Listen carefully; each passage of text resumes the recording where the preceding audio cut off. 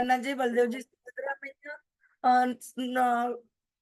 वृंदावन चंद्र, पंचतत्व, हमारे गुरु, परंपरा, निताई गौर भगवान और बालाजी भगवान, नरसिंह भगवान, वृंदा देवी, प्रभुपा जी तथा मेरे गुरु महाराज और आप लोग सबके चरणों में मैं प्रणाम करती हूँ। प्लीज स्वीकार कीजिए, कृपा की याचना करती हूँ ताकि मैं जो कुछ भी बोलूँ उससे मेरा हृदय स्वच्छ हो और मेरी वाचा शुद्ध हो। आज हमारा भगवत गीता का जो क्लास है या फिर हम जो चर्चा करने वाले हैं वो अध्याय है कर्म योग। ये अध्याय नंबर 3 का कर्म योग का आखिरी श्लोक है। देखो मेरा कितना नसीब अच्छा है कि मुझे अध्याय का क्या बोलते हैं अंतिम जो रहता है श्लोक बोलने का चांस मिल रहा है। मैं मुझे खुद को बहुत भाग्यवान समझती हूँ कि कभी एक तो एंड करने को मिलता है और कभी स्टार्ट करने को मिलता है। तो दोनों हवाई जहाज दोनों तरह से मैं भाग्यवान हूँ, इसलिए लिखेंगे ना, समझाएंगे, एकदम एक सुर से बोले शुरू करेंगे।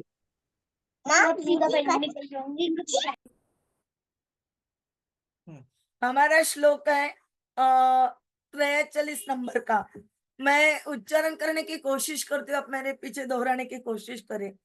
एवं बुद्धे परम बुद्ध्वा एवं बुद्धये परं बुद्ध्वा संस्तभ्य आत्मानं आत्मना संस्तभ्य आत्मानं आत्मना जहि शत्रुं महाबाहो जयी शत्रुं महाबाहो कामरूपं दुरासदम् कामरूपं दुरासदम् एवं बुद्धेः परं बुद्ध्वा एवं बुद्धेः परं बुद्ध्वा संस्थाप्य आत्मानं आत्मना संस्थाभ्यम आत्मना आत्मना जहि शत्रु महाभावो जहि शत्रुं महाबाहो कामरूपं दुरासदम् कामरूपं दुरासदम् एवं बुद्धेः परं बुद्ध्वा एवं बुद्धेः परं बुद्ध्वा संस्थाप्य आत्मानं आत्मना संस्थाभ्यम आत्मानम आत्मना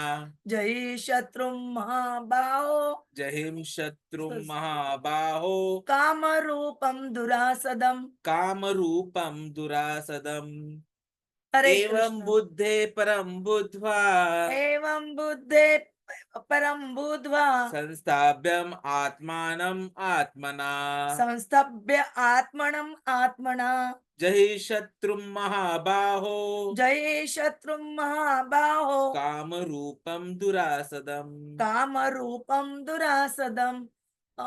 भावार्थ तथा तात्पर्य श्रीला प्रभुपाद जी के द्वारा इस प्रकार है महाबाहु अर्जुन, अपने आप को भौतिक इंद्रियों, मन तथा बुद्धि से परे जानकर और मन को सावधान आध्यात्मिक बुद्धि कृष्ण भावनामृत से स्थिर करके आध्यात्मिक शक्ति द्वारा इस काम रूपी दुर्जय शत्रु को जीतो।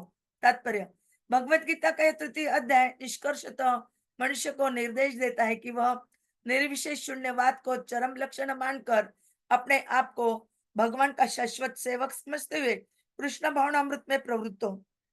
भौतिक जीवन में मनुष्य काम तथा प्रकृति पर प्रभुत्व पाने की इच्छा से प्रभावित होता है।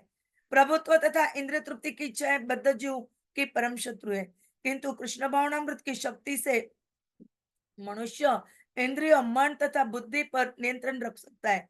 इसके लिए मनुष्य को सहसा अपने नियत कर्मों को बंद करने की आवश्यकता नहीं है, अपितु धीरे धीरे कृष्ण भावनामृत विकसित करके भौतिक इंद्रिया तथा मन से प्रभावित हुए बिना अपने शुद्ध स्वरूप के प्रति लक्षित स्थिर बुद्धि से दिव्य स्थिति को प्राप्त हुआ जा सकता है।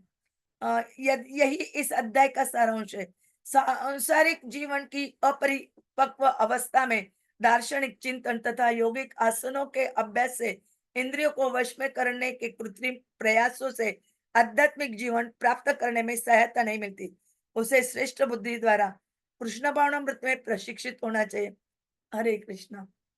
ओम अज्ञानतिमिरन्धस्य ज्ञानाञ्जना शलाकया चक्षुरुन्मिलितं येन तस्मै श्री गुरवे नमः। श्री चैतन्य मनोभीष्टं स्थापितं येन भूतले स्वयं रूप कदा मह्यं ददाति स्वपदान्तिकं।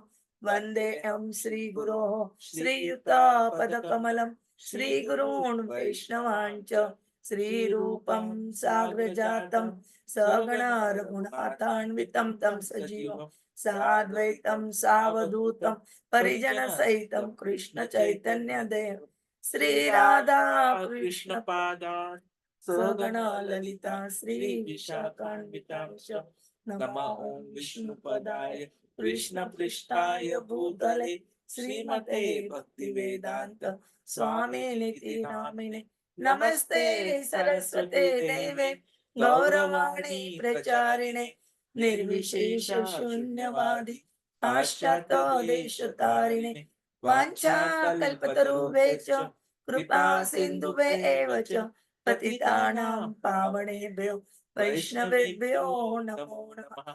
जय श्री कृष्ण चैतन्य प्रभु नित्यानंद श्री अद्वैत गदाधर श्रीवासादि और भक्त वृंद हरे कृष्णा कृष्णा कृष्णा हरे हरे हरे राम राम राम हरे हरे हरे कृष्णा कृष्णा कृष्णा हरे हरे हरे राम राम राम हरे हरे हरे कृष्णा कृष्णा कृष्णा हरे हरे हरे राम राम राम हरे हरे हरे कृष्णा दंडवत प्रणाम। पुनश्च मैं जगन्नाथ जी बलदेव जी सुभद्रा मैया सब अपना परिकर और आचार्य गुरु प्रभुपाद जी मेरे गुरु महाराज और आप सब लोगों के चरण में पुनः मैं नमस्कार करती हूँ, स्वीकार करिए। अभी हमने पिछले 2 श्लोकों में जैसे 41 और 42 इसमें हमने क्या सुना ये जानना पहले बहुत जरूरी है, उससे फिर आगे का हमें लिंक लग सकता है। तो 41 में हमें बताया गया था कि भगवान अर्जुन को बोल रहे कि शुरू में इंद्रियों को वश में करके इस पाप के महान प्रतीक काम को क्या बोला है, पाप का महान प्रतीक बोला है, दमन करो और ज्ञान तथा आत्म साक्षात्कार करके इस विनाशकर्ता का वध करो। उसमें उन्होंने वही बोला है, वही अभी हमें इस श्लोक में भी वही आ रहे आगे।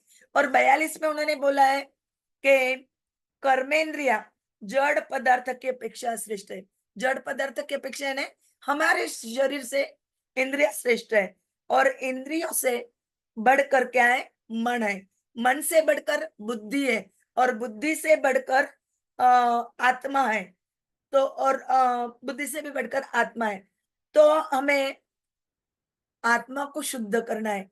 हम इंद्रिया मन बुद्धि इनको भले ही शुद्ध कर ना पाए, हमें शुद्ध कर पाना असंभव लगे क्योंकि इनको हम पूरी तरह ये क्या बोलते हैं, कंट्रोल नहीं कर सकते, उनको केवल हम मोड़ सकते हैं।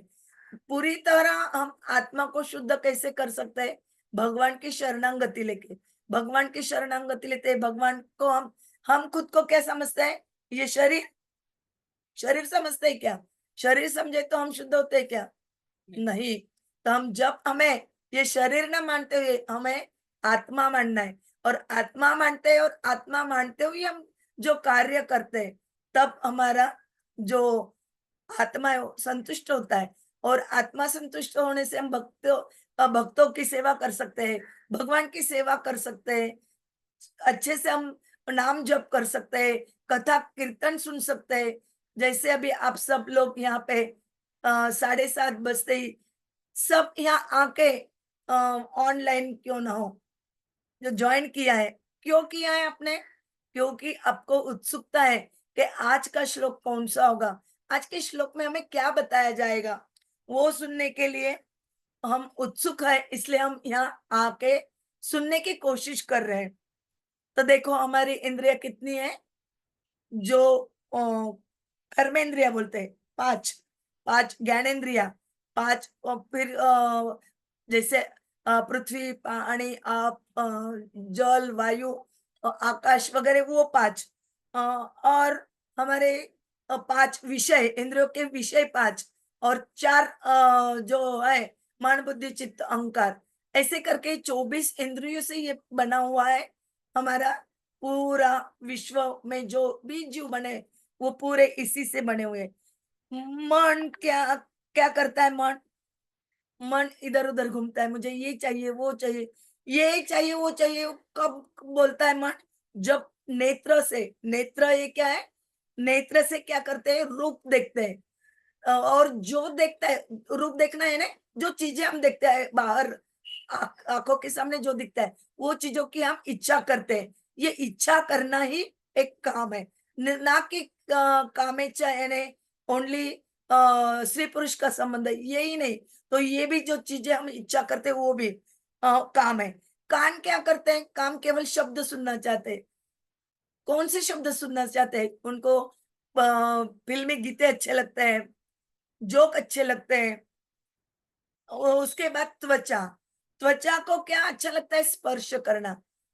किसी से स्पर्श करना चाहते हो, ओके, कोई आए, छोटा बच्चा है या फिर फूल है, कोई भी चीज को हम हमें अच्छा लगता है वो, तो उसको हम स्पर्श करना चाहते हैं। रसना यानी जीवा, जीवा क्या चाहते हैं? रस चाहती है, यानी अच्छा स्वाद चाहती है। हमें अच्छी अच्छी चीजें की इच्छाएं होती है। नासिका, गंध, ये पांचों जो इंद्रिया है, पांच जो विषय, इनकी चाह करती है। लेकिन इनसे श्रेष्ठ क्या है? मन। मन इनको, इंद्रियों को समझ सकता है, क्योंकि मन इंद्रियों से श्रेष्ठ, सबल, प्रकाशक, व्यापक और सूक्ष्म है। मन बुद्धि को नहीं जानता, लेकिन बुद्धि मन को जानती है, लेकिन मन बुद्धि को नहीं जानता। इसलिए मन से परे का है बुद्धि है। और बुद्धि का स्वामी कौन है? अहम। अहम यानी मैं, मेरा और मेरे लिए। जब ये तीनों चीजें हम सोचते हैं तो क्या होता है? हम अहंकार में आते हैं। अहंकार भी कौन, कितने प्रकार के होते हैं? दो प्रकार के। एक मिथ्या अहंकार और एक सत्य अहंकार। यानी हम ये कह सकते हैं कि भौतिक अहंकार और आध्यात्मिक अहंकार। अहंकार हम नष्ट नहीं कर सकते, लेकिन मूल काम का जो जड़ है वो अहंकार ही है। अहंकार के कारण हमें इच्छा निर्माण होती है। क्योंकि देखो, किसी के पास गाड़ी अच्छी है या घर अच्छा है, उनका वो देखने के बाद हमें क्या लगता है? अरे, उनके पास तो बहुत बड़ी गाड़ी है, द्वेष आ जाता है। और जिसके पास होता है उसको क्या लगता है? अरे, ये बाजू वाले के पास तो कुछ भी नहीं है, भिखारी जैसे ही रहता है वो, उसके पास कुछ है, मेरे पास तो कितना है, भगवान ने मुझे कितना दिया है, ये नहीं सोचता हूँ। लेकिन मेरे पास कितना है, मैंने कितना कमाया है, ये सोचता है। ये उसका अहंकार हुआ है। यानी अहंकार की जड़ ये क्या है? कामना। कामना निर्माण होती है। और कामना से क्या होता है? यदि वो हमारी पूरी नहीं हुई, तो ये कामना के कारण, कामना पूर्ति न होने के कारण हमारे में दोष निर्माण हो जाते हैं। और अहम जो है वो करता है, और कारण जो है परतंत्र होता है, पर कर्ता स्वतंत्र होता है। अहम में जड़ अंश है, उसके काम, उसमें काम रहता है। और जड़ अंश से तादात्म्य होने के कारण काम स्वरूप, वह काम स्वरूप चेतन में रहता प्रतीत होता लगता है। भोक्ता, भोग, भोग्य, ये तीनों में सजातियां है। तीन भय हो, यदि उनमें सजातियां ना हो तो भोक्ता में भोग्य की कामना ही नहीं रहेगी, आकर्षण ही नहीं रहेगा। तो आकर्षण के लिए क्या होना जरूरी है?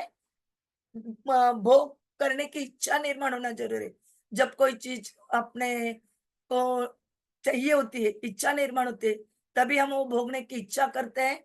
और उस जो उसको भोगता है वो भोग सच देखने को जाए तो केवल भोगता एक ही है।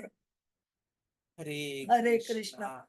और हम सब क्या है? उनके सेवक है। हम उनको आनंद सप्लाई करने का सेवा कर सकते हैं। अभी समझो हम गलती से, कुछ गलती हो गई हमारे से, और गलती से हम अपने देश के बजाय दूसरे देश में चले गए। हमें पता नहीं वो देश हमारा शत्रु राष्ट्र है या मित्र राष्ट्र है। वहां से हम बाहर कैसे निकले हमें पता नहीं है। हमारे सपोज पंत प्रधान ने बोल दिया कि हमारा ऐसा ऐसा व्यक्ति आपके इसमें बन चुका है, उसको पकड़ लेते हैं लोग। और वो जिस देश का होता है उस देश के प्रधानमंत्री को, उनके कर्मचारियों को या सरकार को बताते कि आपका ऐसा ऐसा व्यक्ति है, ये कौन है। तब वो बोलते कि नहीं नहीं, ये व्यक्ति अच्छा है, यदि ऐसे बोल दिया छोड़ दे उसको, तो छोड़ दे सकते हैं। लेकिन यदि छोड़ा नहीं, तो उस राष्ट्र का जो प्रधानमंत्री बोलो या प्रेसिडेंट बोलो जो है, वो बताएगा उस आदमी को कि तुझे ऐसे लेफ्ट हैंड जाना है, उधर से ऐसे जाना है, उधर से वैसे जाना है, वहां पे बोगदा है, बोगदे से आगे निकले तो आपको हेलीकॉप्टर मिलेगा, हेलीकॉप्टर में बैठ के आप अपने गाँव अपने देश जा सकते हो। लेकिन हम मानते नहीं। वैसे ही हमारा ये जो मन है, ये चीज़ों चाहता है, ये मानता नहीं है। एक पूर्ति हुई तो दूसरी, दूसरी तो तीसरी चालू रहता है और ऐसी आकांक्षाएँ बढ़ती रहती है। हमारा मन मानता नहीं। वैसे देखें तो भगवान ही हमारे देश का बोलो या उनके देश का बोलो देखने का कार्य वो ही करते हैं। उनके अंडर ही सब कुछ चलता है। जैसे अभी ब बच्चे स्कूल में जाते हैं। स्कूल में जाते हैं तो क्या होता है, वहाँ पे सभी क्रीड़ाएँ होती है, खेलना, कूदना, पढ़ाई वगैरह सब होता है। लेकिन ये ऐसे ही साल भर चलता रहे, तो क्या हम उनको अगले स्टैंडर्ड में डाल सकते हैं क्या? अगली कक्षा में डाल सकते हैं क्या? नहीं, उस कक्षा में जाने के लिए उनको पात्र बनाने के लिए स्कूल में क्या होता है, समय-समय पे एग्ज़ाम्स होती रहती है और समय-समय पे उनको बताया जाता है कि ये पढ़ाई करनी है, ये पेपर आएगा, ऐसा पेपर आएगा, ऐसी पढ़ाई करनी है। यदि बच्चे ना माने, तो क्या होगा? पढ़ाई नहीं करेंगे, वो नहीं मानेंगे, तो फेल हो जाएँगे, तो अगली कक्षा में नहीं जाएँगे। तो बच्चों को मानना पड़ता है अगली कक्षा में जाने के लिए। वैसे ही हमारे मन को हम मनवा सकते हैं, कब? जब हम उस पे कंट्रोल करेंगे तो। हम उस पे कंट्रोल कब कर सकते हैं? प्रभुपाद जी ने देखो हमें कितनी सुंदर रीति से तात्पर्य में अगदी क्लियरली बता दिया है कि ये जो अध्याय है ना, ये कर्म योग का अध्याय है। यानी हमें कर्म करना है। कौन सा कर्म करना है? भक्तिमय कर्म करना है, ताकि हम यहाँ से मुक्त हो सके, अटके नहीं। कर्म के भी 2 प्रकार है, सकाम कर्म और भक्ति कर्म। सकाम कर्म करे तो उसको हमें बंधन मिलता है, उसका फल मिलता है। लेकिन उस फल को यदि हम अर्पण कर देते हैं, तो उसका हमें बंधन नहीं होता, भुगतना नहीं पड़ता। और भक्ति योग कर्म तो भगवान के लिए करते हैं और जो भक्त होता है वो क्या करता है? जो कुछ करता है उसको जो कुछ मिलता है वो सब भगवान को अर्पण करता है, क्योंकि भगवान ने कहा है, "यत् करोषि यत् अश्नासि यत् जुहोसि ददत् यत् तपस्यसि कौन्तेय।" तो जो कुछ करते हैं वो भगवान को देना है और भक्त भी वही करता है। उसको समझ में आ जाता है, उसके जो इंद्रियाँ है वो कंट्रोल में आती है उसके। कंट्रोल में आना यानी उनको नष्ट करना, ऐसा है क्या? नहीं। तो उनको नष्ट नहीं करना है हमें। नष्ट तो कोई चीज़ नहीं होती, जो जैसी है वैसी रहती है। केवल और केवल उसको हमें क्या करना है? मोड़ना है भगवान की ओर। हर एक को इच्छा रहेगी, लेकिन वो इच्छा हमें अपने लिए करने के बजाय हमें भगवान के लिए करनी है। इच्छा मुड़ गई, यानी हमारी इच्छाएँ टर्न हो गई, तो क्या है हमारा मन कंट्रोल में आ जाएगा, तो फिर हम बंधन से मुक्त हो जाएँगे और ये काम पे हम विजय कर पाएँगे। तो यहाँ पे भगवान ने वही बताया है, प्रभुपाद जी ने वही बताया है कि इंद्रियाँ, मन और बुद्धि से परे कौन है? हमारा आत्मा। और इसे हमें आध्यात्मिक यानी कृष्ण भावनामृत में स्थिर करके जो हमारी आध्यात्मिक शक्ति है, हमें आध्यात्मिक शक्ति कब प्राप्त होती है? जब हम चैंटिंग करते हैं या फिर रीडिंग करते हैं, बड़ों का आज्ञा का पालन करते हैं, भगवान के नियमों का पालन करते हैं, तो हमें वो शक्ति प्राप्त होती है। और इस शक्ति के द्वारा हम ये जो काम रूपी दुर्जय शत्रु है, इसको जीतते हैं। दुर्जय यहाँ पे अजय नहीं बोला है, दुर्जय बोला है। जीतने के लिए कठिन है, अजय यानी जीत ही नहीं पाना, लेकिन यहाँ पे दुर्जय जीत पाने के लिए कठिन, लेकिन जीतने के लिए कठिन तो भी जो भी हुआ तो भी क्या है, वो हम उसको जीत सकते हैं। तो ऐसे काम रूपी जो शत्रु है हमारा, इस शत्रु को ये हमारे हाथ में है। बोलते हैं ना कि मेरा ही मन मेरा शत्रु भी है और मेरा मित्र भी है। तो हमें सोचना है कि हमें मन को शत्रु बनाना है या मित्र बनाना है। यदि हम धीरे धीरे धीरे कृष्ण भावनामृत में विकसित करके भौतिक इंद्रियों तथा मन से प्रभावित हुए बिना शुद्ध स्वरूप से यदि हम बुद्धि को स्थिर करते हैं तो दिव्य स्थिति को प्राप्त हो सकते हैं। सुंदर रीति से यहाँ पे बताया गया है। और भौतिक जीवन में मनुष्य काम तथा प्रकृति पर ये 2 चीजें है। भौतिक दुनिया में क्या होता है कि हर एक व्यक्ति को क्या लगता है कि मुझे प्रभुत्व जताना है, यानी मैं स्वामी, मैं मालक, मालक बनने की कोशिश करते हैं। और इंद्रिय तृप्ति, अपनी स्वयं की इंद्रिय तृप्ति, फिर वो कौन सी भी इंद्रिय तृप्ति हो, कानों की तृप्ति हो, आंखों की तृप्ति हो, रसना की तृप्ति हो, कुछ भी तृप्ति हो, ये सब जो काम इच्छाएं निर्माण होती है उनकी तृप्ति के लिए हम चाहते हैं। और ये दो ही कारणों की वजह से क्या होता है, बद्ध जीवन, अ, बद्ध जीव का परम शत्रु बन जाते हो। और यदि इसे कृष्ण भावनामृत की शक्ति से मनुष्य इंद्रियों तथा मन बुद्धि पर नियंत्रण रख सकता है। यदि हम कृष्ण भावनामृत में है, कृष्ण भावनामृत में है, इसका मतलब क्या है कि हम भगवान की इच्छाओं को, भगवान के उपदेश का पालन कर रहे हैं। जब हम भगवान के इच्छाओं का पालन कर रहे हैं, भगवान की नियमों का पालन कर रहे हैं, तो हम भगवान के इच्छानुसार काम करने की वजह से क्या है, हम उस पे कंट्रोल कर सकते हैं, नियंत्रण रख सकते हैं। और इसके लिए ऐसा नहीं है कि हमें अपने जो कार्य करें, अभी समझो सच्चिदानंद प्रभु जी बैठे पीछे किसी से बात करना चाह रहे, या माता जी जो है वो कुछ काम कर रहे किचन में, तो ये काम बंद कर देना ऐसा नहीं है। तो ये काम करते हुए भी हमें केवल कृष्ण भावनामृत में, यानी कृष्ण के बारे में सोचना है, भक्ति के बारे में सोचना है, उसका रिलेशन हमें भक्ति से जोड़ना है, ताकि हम सतत उनके स्मरण में रहे, कृष्णा के स्मरण में रहे। और भगवान ने भी हमें बोला है, जो मेरे स्मरण में रहता है उसकी चिंता कौन करता है, मैं करता हूँ। उन्होंने बोला है कि सर्वधर्मान परित्यज्य मामेक शरणम व्रज। और उन्होंने बहुत बहुत श्लोकों में भी हमें बता दिया है कि आप केवल अ, मुझे जानो, हर चीज का कौन है, करता धरता मैं हूँ। हम बीज प्रद पिता, वो सब चीजों के पिता भी है, सृष्टि के उत्स भी है। तो उनको छोड़ के हम दूसरे किसी को शरण में क्यों जाए। जब ये हमें मालूम नहीं रहता है तब की बात अलग है, नहीं था तब की बात अलग थी, लेकिन अभी हमें मालूम है, तो हमें केवल कृष्ण की सरेंडर लेके, कृष्ण भावनाभावित ओके, केवल हमें हमारे लिए नहीं, तो हमें दूसरों के लिए भी पर दुखी दुखी, तो हमें दूसरों का दुख देख के भी थोड़ा दुख होना चाहिए, ना कि दूसरों को दुख में देख के हमें सुख, और दूसरों के सुख में हमें दुख, ऐसा नहीं होना चाहिए।